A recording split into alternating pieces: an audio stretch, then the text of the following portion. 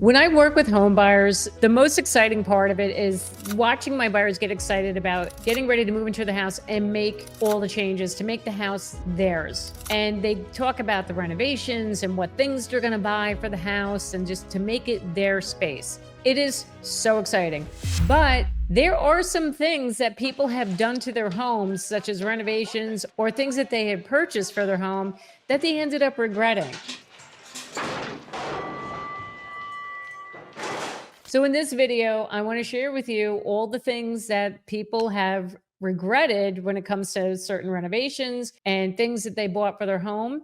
So this is an effort to help save you some bucks here before you go and make these changes to your house. If you're like under contract, you're about to close on a house, you're about to move into your house, I highly recommend you watch this. So let's get started. Like I said, there is nothing better than moving into your new home and making it your own. That is so exciting. And what I love is my clients will actually call me back a year or two after they've been in the house and they've made changes, made some renovations, and they always bring me back to see the changes they made and the progress. And it's so exciting. It's so much fun. But listen, with these changes, some of these renovations, people have regretted doing them. They get these great ideas and they get a little overzealous. And in the end, they're thinking, maybe we shouldn't have done that.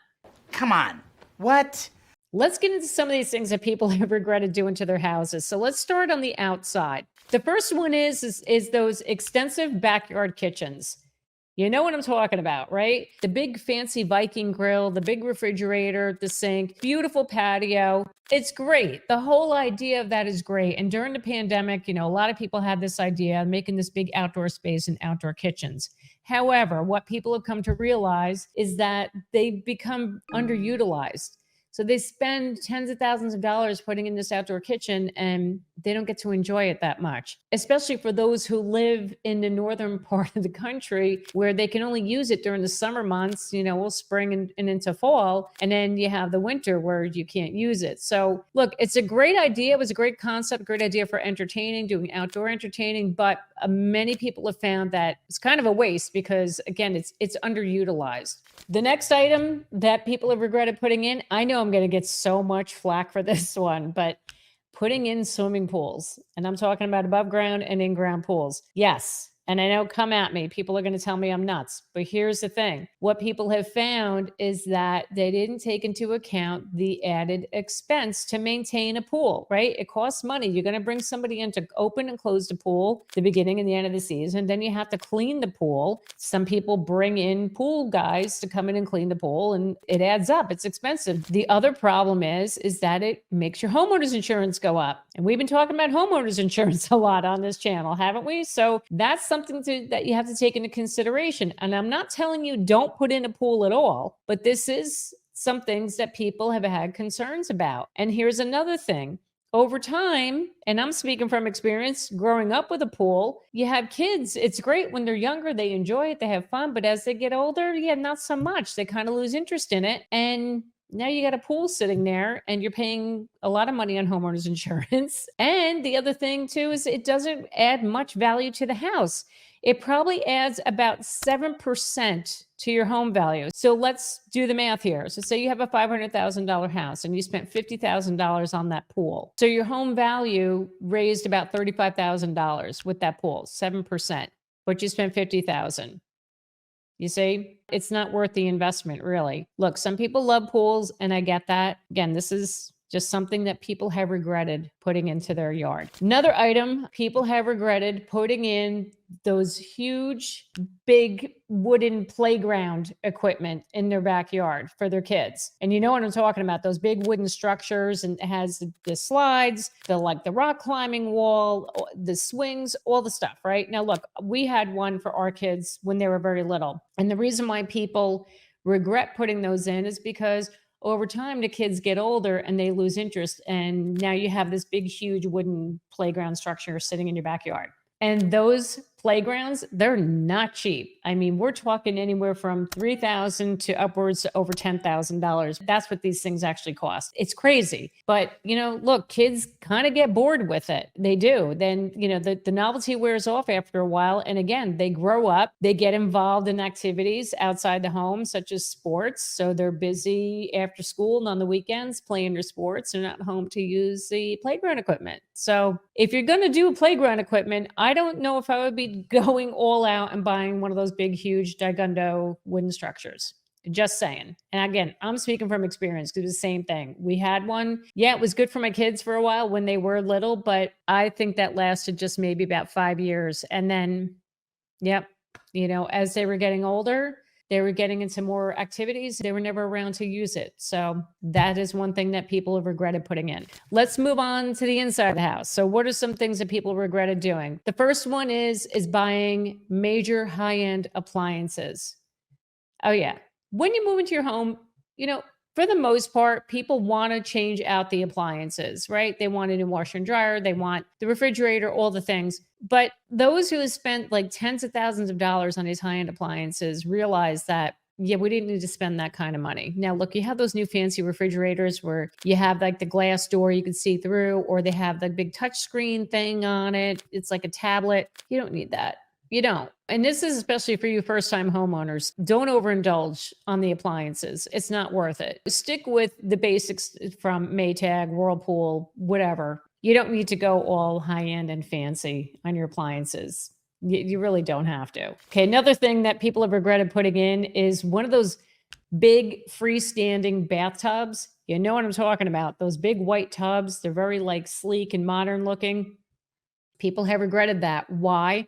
Well, number one, it takes up a lot of space. Number two, they found them hard to clean and keep tidy. Yes, that's what people regret about them. So yeah, if you're considering that, it looks beautiful, it looks lovely, but really take that into consideration. And here's another thing. Are you going to use that tub?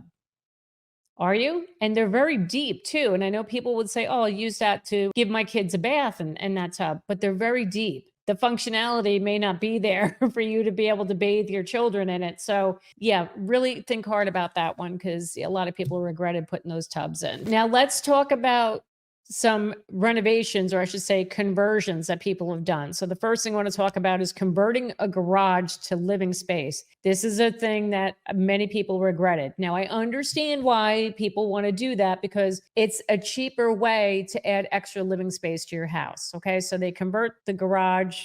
Say if it's a 2-car garage, I convert one of the bays into, say, another den, living room, or possibly a bedroom. And it could cost, say, anywhere about $30,000. Okay, so compare that to putting in an addition to add living space. It's way cheaper than doing that. An addition is going to cost you maybe triple that. Here's the problem that people found with this, with converting a garage into living space, is that it doesn't really flow well with the rest of the house. So you're not changing the footprint of the house. You're just using that garage. It's kind of awkward. Like, oh, let's go watch TV in the den. And you got to go into the area where you open up the garage door and you're in that space. So it gets kind of wonky that way when it doesn't go with the flow. And people were regretting that.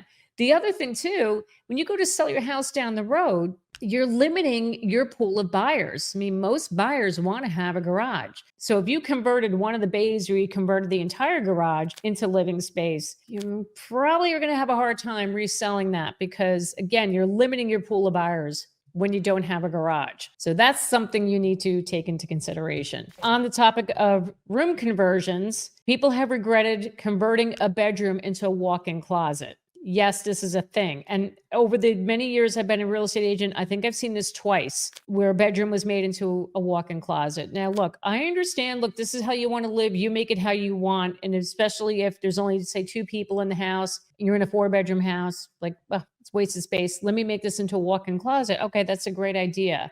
But at the end of the day, you've lost a bedroom. Yes. And what's going to happen when you go to sell the house? You don't have that bedroom space and buyers are going to be turned off by that. Case in point, just within the last few years, I took clients to see a house. It had a bedroom converted to a closet. It was beautiful. Don't get me wrong. I really loved how it came out. But what was running through my buyers' minds as they're walking through that closet? this is going to cost us money to convert it back to a bedroom.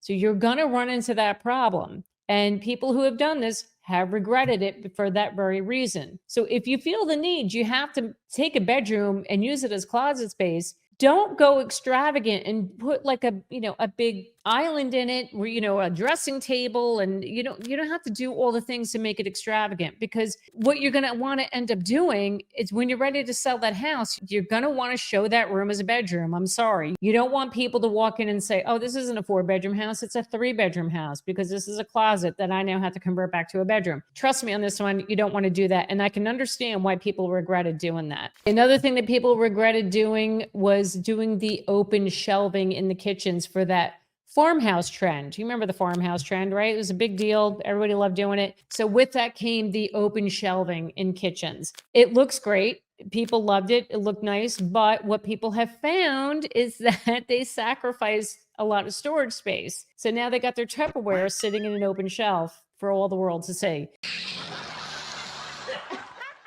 If you're considering going with that trend with the open shelving, please take that into consideration. You may not want to be giving up a lot of storage, especially when it comes to your kitchen. So as you know, this channel is all about helping people with buying homes. And if you are looking to buy a home in your area, you need to get a hold of an agent. I'm connected to many agents in this country, and I'd be happy to help you get connected to one. So click the link down below in the description box, fill out the form, and I will get back to you and help you get connected to a great agent in your area. Now I want to share with you some tips on what you should be doing to plan for those renovations. Once you've moved into the house and you're thinking, all right, we got to make changes, I'm going to give you some tips on how to manage that. So first and foremost, address any repairs. If you moved into the house and there are some things that do need to get repaired immediately, get those taken care of first and foremost. Get that done, get it out of the way. Next, if you're contemplating about what you want to renovate or how you want to change the house, I tell my buyers, every single one of them, you need to live in the house for a year. Now, some other people may disagree and say you need to live in there a few months, 6 months. I always say a year. You want to understand the quirks of that house. You want to understand everything about the flow of the house, the functionality. As you're living in it, you're going to come across things and say, oh, you know what? If this wall was open, this would be easier to use this room, or if we put a door here, or if we did this. A year, trust me, you're going to need to live in it for a year. Now, look, if you're looking at your kitchen and you're saying, oh my God, I can't live with this god-awful yellow countertop and the avocado green appliances. Look, I get it. Suck it up. Oh my God. Cook your meals, eat your meals in your kitchen, and just leave it at that. Live in it for a year. The next thing I want to tell you is you want to get a budget and stick with it.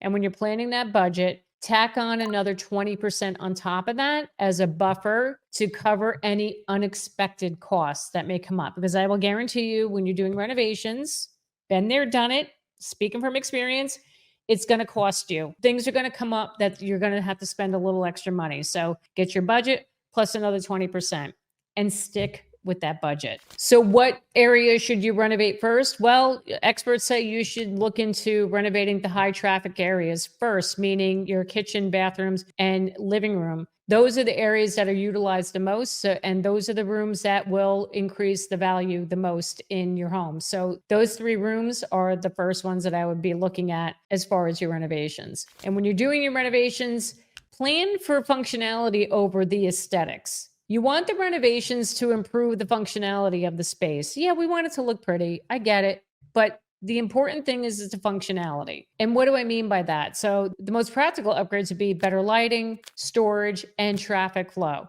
Those practical upgrades will offer more value than just your basic cosmetic changes. And before you begin any renovations, you need to obtain the necessary permits. So you need to contact your town to find out what that process is. You should go to the building department. And this goes for any structural changes you're making to the home, electrical changes. You need to obtain permits and make sure you do that, because it'll come back to bite you when you go to sell the house and the work you did was not permitted. Yeah, you're setting yourself up for a big problem. So make sure you get your permits. And finally, consider your renovation timeline. And I know this is difficult when you're working with contractors because, they get tied up in projects and then that delays your project. So get a realistic timeline as far as the renovation and how long that's going to take to complete. So with working with the contractor, make sure you get realistic timelines and dates out of them, because you're going to drive yourself nuts. If you think this is going to take a month, get realistic about it and plan for that. I hope you found this video so valuable. This is going to help you make the right changes to your home when you move in. If you want to know what people have regretted about home buying, why don't you watch this playlist right here? I think you're going to love it. Thank you so much for watching me today to get your dose of real estate reality. My name is Jackie Baker, and I will see you next time.